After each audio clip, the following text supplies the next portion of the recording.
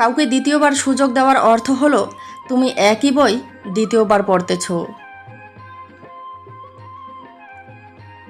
বইয়ের শেষ পৃষ্ঠায় কি আছে সেটা তুমি জানো। প্রথমবার আঘাত করা মানুষটা তোমাকে দ্বিতীয়বারও তোমাকে আঘাত করতে পারে, সেটা তুমি জানার পরেও মানুষটাকে সুযোগ দিচ্ছ। ওই যে তোমার মনের ভুল ধারণা যে মানুষটা হয়তো বদলে যেতে পারে, খারাপ মানুষ কখনো বদলায় না। এরা সময় বুঝে, সুযোগ বুঝে নিজের রূপটাকে বদলে ফেলে। তাই যদি তুমি খারাপ মানুষদের হাত থেকে বাঁচতে চাও, তাহলে কখনোই দ্বিতীয়বারের জন্য এদেরকে সুযোগ দেবে না।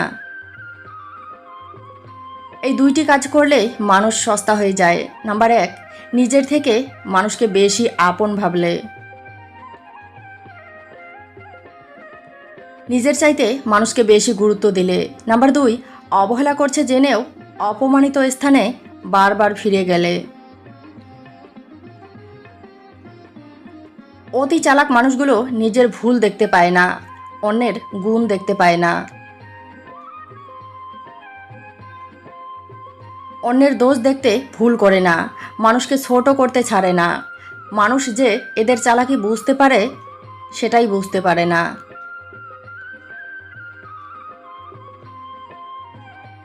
এরা নিজেকে অনেক বড় মনে করে, অহংকারে মাটিতে পা পড়ে না। অহংকারী মানুষ যে মানুষের মনে জায়গা করে নিতে পারে না, এরা সেটাই বুঝতে পারে না। শাশুড়িরা কখনো মা হতে পারে না কেন জানেন?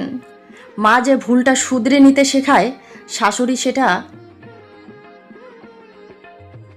শুধরে দেওয়ার বদলে অনেক বড় করে দেখে, পাড়া প্রতিবেশীর কাছে বলে। মা যতটা ভালোবাসে শাশুড়ি ততটা অবহেলা করে, মা যতটা সহ্য করে শাশুড়ি ততটাই দোষ খোঁজে। একটা বউ শ্বশুরবাড়ির জন্য যতই করুক না কেন, কখনোই তাদের মেয়ের জায়গাটা নিতে পারে না। এই কারণেই একটা মেয়ে কখনোই শাশুড়িকে মায়ের জায়গাটা দিতে পারে না। সমাজ বলে মেয়েরা যদি শাশুড়িকে মা মনে করত, তাহলে কোনো সংসারেই ঝামেলা অশান্তি হতো না। বাস্তবতা কতটা কঠিন এটা সবাই বোঝে না, একটা মেয়েই জানে বাস্তবতা কতটা কঠিন।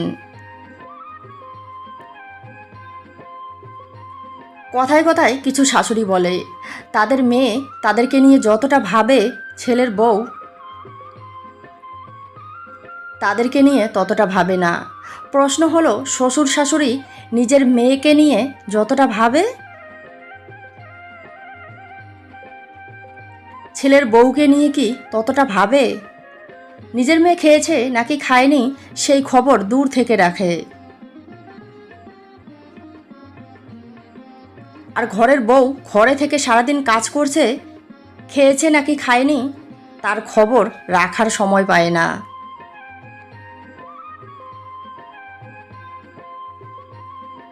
কোন কাজটা করেনি এটা দেখার মতো সময় ঠিকই পায়। সুবিধাবাদী মানুষদের কোনো শত্রু হয় না কেন জানেন? আশেপাশের লোকেরা সবাই এদেরকে ভালো মনে করে কেন জানেন? কারণ তারা সবসময় বন্ধু ভেসে থাকে, বন্ধুত্বের সুযোগ নিয়ে গোপনে ক্ষতি করে।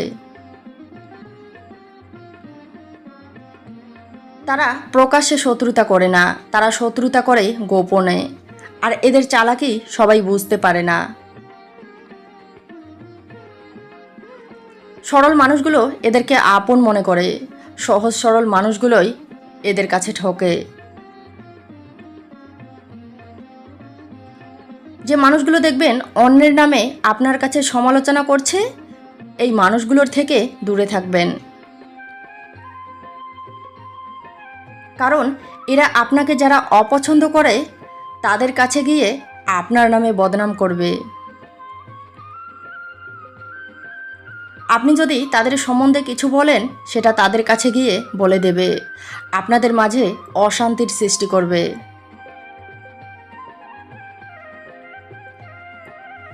আপনারা নিজেদের মাঝে ঝামেলা অশান্তি করবেন, আর এরা মাঝখানে বসে থেকে এগুলো উপভোগ করবে। আপনাদের মাঝে শত্রুতার সৃষ্টি করে দিয়ে এরা আপনার সাথে, আপনার শত্রুর সাথে, সবার সাথে বন্ধুত্ব রাখবে।